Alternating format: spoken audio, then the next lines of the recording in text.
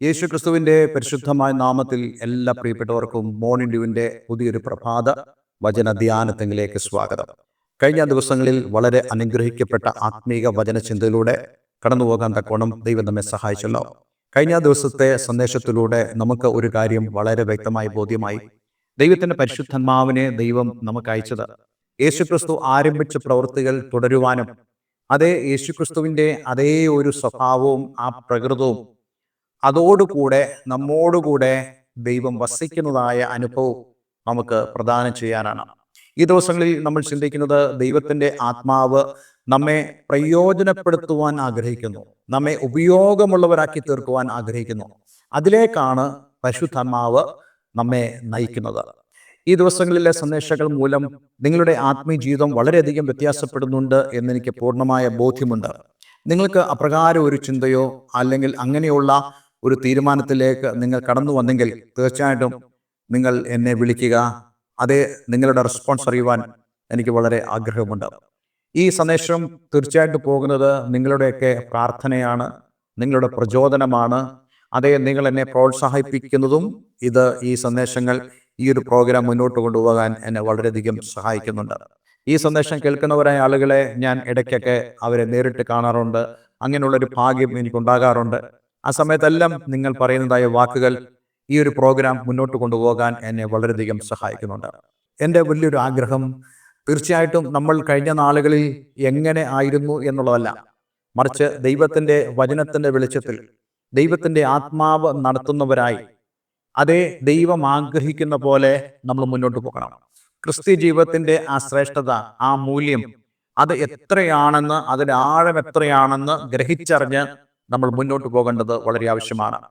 ഞാൻ പലപ്പോഴും അത്ഭുതപ്പെട്ടിട്ടുള്ള ഒരു കാര്യമാണ് ഈ അപ്പോസ്തലന്മാര്, പ്രത്യേകിച്ച് പൗലോസ്, യോഹന്നാന്, പത്രോസ് തുടങ്ങിയവരായ ആ അപ്പോസ്തലന്മാര്.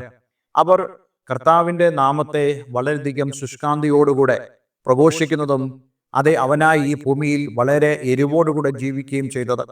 തീർച്ചയായിട്ടും അവരത് ചെയ്തതിൻ്റെ കാരണം അവരുടെ ജീവിതത്തിൻ്റെ അനുഭവത്തിൽ അതേ ദൈവത്തിൻ്റെ പരിശുദ്ധാത്മാവിൻ്റെയും കർത്താവിൻ്റെ സാന്നിധ്യവും അവരെ വളരെയധികം സന്തോഷിപ്പിക്കുകയും അത് അവരുടെ ജീവിതത്തിൽ വളരെ മീനിങ്ഫുള്ളായി തീരുകയും ചെയ്തു. അതുപോലെ തന്നെ നമ്മുടെ ജീവിതത്തിലും അത് വളരെ മീനിങ്ഫുള്ളായി മാറേണ്ടത് ആവശ്യമാണ്. എനിക്ക് വളരെ സങ്കടമുള്ളൊരു കാര്യം, പല ആളുകളും അവർ ഈ ആത്മീയമായ കാര്യങ്ങളിൽ അവർ വളരെയധികം സന്തോഷിക്കുന്നത് കണ്ടിട്ടില്ല, അല്ലെങ്കിൽ അവരെ ഞാൻ കാണാറില്ല. പലരും അവർ ഉൾപ്പെട്ട് നിൽക്കുന്നതായ സഭാ സംഘടനയെക്കുറിച്ചാണ് കൂടുതൽ അഭിമാനത്തോടെ സംസാരിക്കുന്നത്. അവർക്ക് ദൈവരാജ്യത്തെയോ അതിൻ്റെ ശക്തിയെക്കുറിച്ചോ വേണ്ടവണ്ണം അറിയാത്തത് കൊണ്ട് അവർ വളരെയധികം സംഘടനാ സ്പിരിറ്റ് ഉള്ളവരായി തീരുന്നത് ഞാൻ കാണാറുണ്ട്. ഞാൻ നിങ്ങളോട് പറയട്ടെ, വാസ്തവത്തിൽ നമ്മൾ ദൈവരാജ്യത്തെയും അവൻ്റെ ശക്തിയെയും കുറിച്ച് ശരിയായി മനസ്സിലാക്കി അത് അനുഭവിച്ചറിഞ്ഞാൽ നമ്മൾ ഒരിക്കലും ഈ ലോകത്തിലെ ഒരു സഭാ സംഘടനയുടെ പേരിൽ നമ്മൾ അഭിമാനിക്കുന്നവർ ആയി തീരത്തില്ല. മറിച്ച് നമ്മളുടെ അഭിമാനവും നമ്മുടെ പ്രശംസയും എല്ലാം കർത്താവായ യേശുവിലായിരിക്കും. അതേ അപ്പോസ്തലനായ പൗലോസ് പറയുന്നത് പോലെ അവൻ്റെ ക്രൂശിലല്ലാതെ എനിക്ക് പ്രശംസിപ്പാൻ മറ്റൊന്നുമില്ല എന്നുള്ള ആ ഒരു ആത്മീയ അവസ്ഥയിലേക്ക് നമുക്ക് കടന്നു വരാൻ കഴിയും. ഞാൻ ആഗ്രഹിക്കുന്നത് ഈ സന്ദേശം മൂലം നിങ്ങൾ അപ്രകാരമായിരിക്കണം എന്നുള്ളതാണ്. ഈ കഴിഞ്ഞ ദിവസം നമ്മൾ ചിന്തിച്ചത് അതേ യോഹന്നാന്റെ സുവിശേഷം 14-ാം അധ്യായം അതിൻ്റെ 25-26 വാക്യങ്ങളാണല്ലോ. ഞാൻ നിങ്ങളോടുകൂടെ വസിക്കുമ്പോൾ ഇത് നിങ്ങളോട് സംസാരിച്ചിരിക്കുന്നു. ഈ പറയപ്പെട്ട വചനങ്ങൾ അതേ നിങ്ങളുടെ ഹൃദയം കലങ്ങിപ്പോകരുതെന്നും ദൈവത്തിന്റെ വാഗ്ദത്തങ്ങളെക്കുറിച്ചും ദൈവത്തിൽ അവർ വിശ്വസിക്കേണ്ടതിൻ്റെയും ആശ്രയിക്കേണ്ടതിൻ്റെയും ദൈവത്തിന്റെ വാഗ്ദത്തങ്ങളിൽ അവർ ശ്രദ്ധിക്കേണ്ടതിനൊക്കെ പ്രാധാന്യം കർത്താവ് യേശു ക്രിസ്തു പറഞ്ഞിട്ട് യേശു പറയുന്നു, ഇത് ഞാൻ നിങ്ങളോടുകൂടെ വസിക്കുമ്പോൾ നിങ്ങളോട് സംസാരിച്ചിരിക്കുന്നു. 26-ാം വാക്യം, എങ്കിലും പിതാവ് എൻ്റെ നാമത്തിൽ അയപ്പാനുള്ള പരിശുദ്ധാത്മാവെന്ന കാര്യസ്ഥൻ. നോക്കൂ, ഞാൻ കഴിഞ്ഞ ദിവസം നിങ്ങളോട് പറഞ്ഞല്ലോ, കർത്താവായ യേശു ക്രിസ്തു അപേക്ഷിച്ചിട്ട് പിതാവായ ദൈവം ഒരു പകരക്കാരനെ, ഒരു കാര്യസ്ഥനെ, സഹായകനെ, എന്തിനു വേണ്ടി? യേശു ക്രിസ്തു പഠിപ്പിച്ചു തുടങ്ങിയതായ കാര്യങ്ങൾ അത് പൂർത്തീകരിക്കപ്പെട്ടിട്ടില്ല, അത് കണ്ടിന്യൂ ചെയ്യുവാൻ, അത് പൂർത്തീകരിക്കപ്പെടുവാൻ, അതേ കർത്താവായ യേശു ക്രിസ്തു തുടങ്ങി വെച്ചതായ ആ ദൈവരാജ്യത്തിന്റെ സുവിശേഷം അത് തുടർമാനമായി കൊണ്ടുപോകുവാൻ പരിശുദ്ധാത്മാവിനെ ദൈവം ഒരു കാര്യസ്ഥനായി ഇവിടെ അയച്ചു. നമുക്കിടെ അത് കാണാൻ കഴിയുന്നുണ്ട്. നോക്കൂ, അവൻ എന്താണ് ചെയ്യുന്നത്? പരിശുദ്ധാത്മാവെന്ന കാര്യസ്ഥൻ നിങ്ങൾക്ക് സകലവും ഉപദേശിച്ചു തരികയും ഞാൻ നിങ്ങളോട് പറഞ്ഞതൊക്കെയും നിങ്ങളെ ഓർമ്മപ്പെടുത്തുകയും ചെയ്യും. യേശുക്രിസ്തു പറഞ്ഞ കാര്യങ്ങൾ അത് ഒത്തിരി പഴകിയതാണ്, അതുകൊണ്ട് ഞാൻ നിങ്ങൾക്ക് പുതിയത് തരുന്നു എന്നുള്ളതല്ല ഇവിടെ പറയുന്നത്. മറിച്ച് യേശുക്രിസ്തു പറഞ്ഞ കാര്യങ്ങളെല്ലാം നിങ്ങളെ ഓർമ്മപ്പെടുത്തിയിട്ട് നിങ്ങൾക്ക് ഉപദേശങ്ങൾ നൽകും. അതിൻ്റെ അടിസ്ഥാനത്തിൽ അവൻ നിങ്ങൾക്ക് ഉപദേശങ്ങൾ തരും. ഇനി ശ്രദ്ധിക്കുക, ഇതേ ഒരു കാര്യത്തിന്റെ പ്രതിഫലനമാണ് യേശുക്രിസ്തുവിന് ശേഷം അതേ ആ സുവിശേഷ എഴുത്തുകാർ മത്തായി, മർക്കോസ്, ലൂക്കോസ്, യോഹന്നാൻ തുടങ്ങിയവരായ ദൈവദാസന്മാർ സുവിശേഷം രചിപ്പാനിടയായി തീർന്നത് പരിശുദ്ധാത്മാവ് അവരെ ഉപദേശിച്ചു കൊടുത്തു. അതേ പരിശുദ്ധാത്മാവ് അവർക്ക് നൽകി. അതേ യേശുക്രിസ്തു ചെയ്യാനിരുന്ന അതേ കാര്യം തന്നെ പരിശുദ്ധാത്മാവ് അനേകരിലൂടെ അത് പ്രവർത്തിക്കുവാനിടയായി തീർന്നു. ഇനി നമ്മൾ എഫേസ്യ ലേഖനം 2-ാം അധ്യായം അതിന്റെ 20-22 വാക്യങ്ങൾ വായിക്കുമ്പോൾ വളരെ വ്യക്തമായി അപ്പോസ്തലൻ പൗലോസ് ഇതിനെക്കുറിച്ച് പറയുന്നുണ്ട്. താൻ പറയുന്നു, ക്രിസ്തുവേശു തന്നെ മൂലക്കല്ലായിരിക്കെ നിങ്ങളെ അപ്പോസ്തലന്മാരും പ്രവാചകന്മാരും എന്ന അടിസ്ഥാനത്തിന്മേൽ പണിതിരിക്കുന്നു. അതായത് ദൈവത്തിന്റെ സഭയുടെ പണി ദൈവം ചെയ്തത് എങ്ങനെയാണ്? അവൻ ചെയ്തത് ക്രിസ്തുവേശു തന്നെ മൂലക്കല്ലായിരിക്കെ യേശുക്രിസ്തു പഠിപ്പിച്ച കാര്യങ്ങൾ അത് യേശുക്രിസ്തു തന്നെയും നമ്മുടെ മൂലക്കല്ലാണ്. ഒരു കെട്ടിടത്തിന്റെ മൂലക്കല്ലിന് എത്രത്തോളമാണ് പ്രാധാന്യമുള്ളത്? ആ മൂലക്കല്ലിനെ ബേസ് ചെയ്താണല്ലോ ആ കെട്ടിടം മുഴുവൻ പണിതെടുക്കുന്നത്. അതെ, അതുകൊണ്ട് തന്നെ ആ മൂലക്കല്ലിന് വലിയൊരു പ്രാധാന്യമുണ്ട്. യേശുക്രിസ്തു മൂലക്കല്ലായി തീർന്നുകൊണ്ട് അവൻ നമ്മെ ഓരോരുത്തരെയും ദൈവരാജ്യത്തിന്റെ മർമ്മങ്ങൾ പഠിപ്പിച്ചു, ദൈവരാജ്യത്തെ കുറിച്ച് പഠിപ്പിച്ചു. എല്ലാ കാര്യങ്ങളും പിതാവിൽ നിന്ന് ഏറ്റുവാങ്ങി യേശുക്രിസ്തു നമുക്ക് നൽകാനിടയായി തീർന്നു.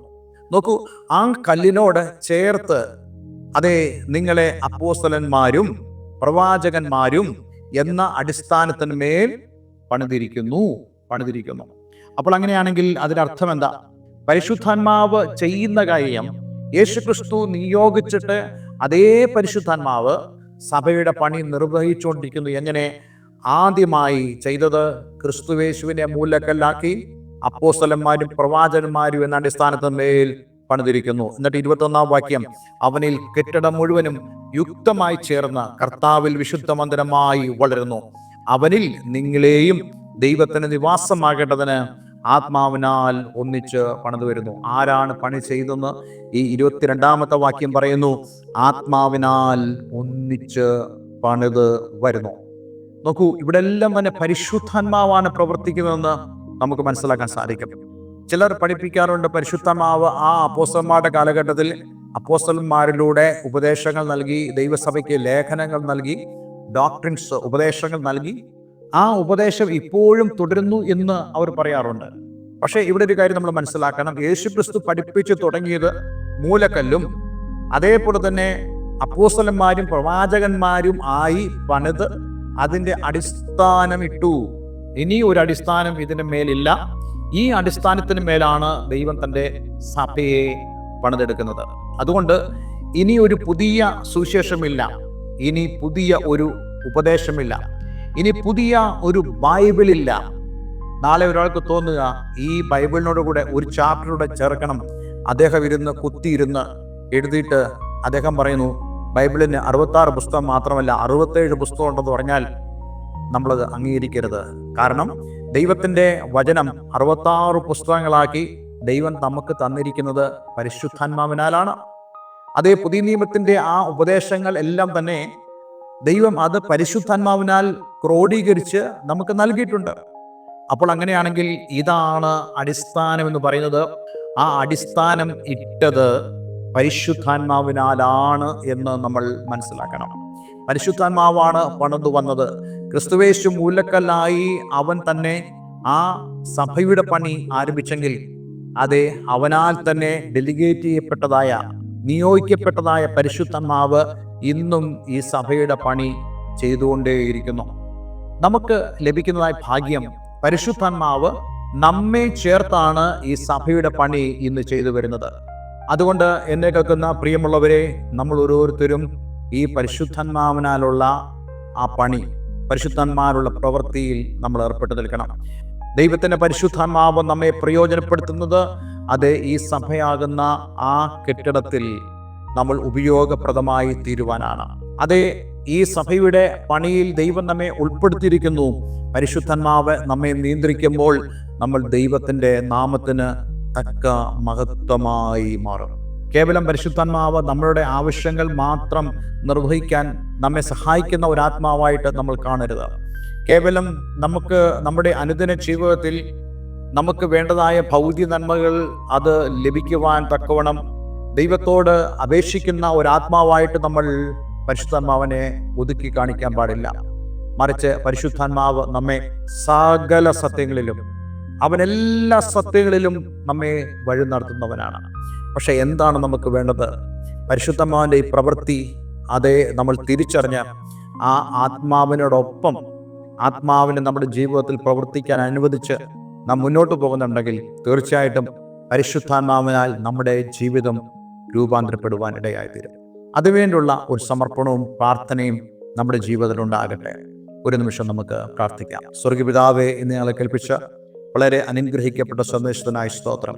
ഈ വചനം കേൾക്കുന്ന ഏവരെ ഞാൻ യേശുവിൻ്റെ നാമത്തിൽ അനുഗ്രഹിക്കുന്നു. വാസ്തവമായിട്ടും കർത്താവ്, ഞങ്ങൾ മനസ്സിലാക്കുന്നു ദൈവത്തിൻ്റെ പരിശുദ്ധാത്മാവിനെ പിതാവായ ദൈവം യേശുക്രിസ്തുവിൻ്റെ മധ്യസ്ഥതയാൽ ഈ ലോകത്തിലേക്ക് അയച്ച് ഇന്ന് കർത്താവ് യേശുക്രിസ്തു മൂലക്കല്ലായിരിക്കെ അപ്പോസ്തലന്മാരും പ്രവാചകന്മാരും എന്ന ആ അടിസ്ഥാനം ഇട്ടതായ സഭയുടെ അതേ കർത്താവെ കല്ലുകളാക്കി ഞങ്ങളെ ദൈവത്തിന് നിവാസമാകേണ്ടതിന് പണിതു വരുന്നു എന്നുള്ള ആ വലിയ ആത്മീക മർമ്മം ഞങ്ങളെ ഗ്രഹിപ്പിച്ചതിനായി ഞങ്ങൾ നന്ദി പറയുന്നു. ഞങ്ങൾ എത്രത്തോളം ദൈവരാജ്യത്തിൽ പ്രാധാന്യമുള്ളവരാണ്, ദൈവത്തിന് ഞങ്ങൾ എത്രത്തോളം വിലയുള്ളവരാണ് എന്നുള്ള ആ വലിയൊരു ബോധം ഇന്ന് ഞങ്ങളുടെ ഹൃദയത്തിൽ ഉണ്ടാകട്ടെ. ഈ വചനം കേട്ട ഏവരും ഞാൻ യേശുവിൻ്റെ നാമത്തിൽ അനുഗ്രഹിക്കുന്നു. പ്രാർത്ഥന കേട്ടതിന് നന്ദി. യേശു ക്രിസ്തുവിൻ നാമത്തിൽ തന്നെ. ആമേൻ, ആമേൻ. ഇന്നത്തെ വേദവചനം നിങ്ങളുടെ ജീവിതത്തിൽ വളരെ അനുഗ്രഹപ്രദമായി തീർന്നു എന്ന് ഞാൻ വിശ്വസിക്കുന്നു. ദയവായി ഈ സ്ക്രീനിൽ കാണുന്ന ഫോൺ നമ്പറിൽ ഞങ്ങളെ വിളിക്കുക. നിങ്ങളുടെ പ്രാർത്ഥനാ വിഷയങ്ങളെ ഞങ്ങളെ അറിയിക്കുക. അതോടൊപ്പം തന്നെ ആത്മീയമായ കൂട്ടായ്മയ്ക്കും വചന പഠനത്തിനും നിങ്ങൾക്ക് ഞങ്ങളെ കോൺടാക്ട് ചെയ്യാവുന്നതാണ്. എല്ലാവരും ദൈവം അനുഗ്രഹിക്കട്ടെ. Have A nice day. God bless you all.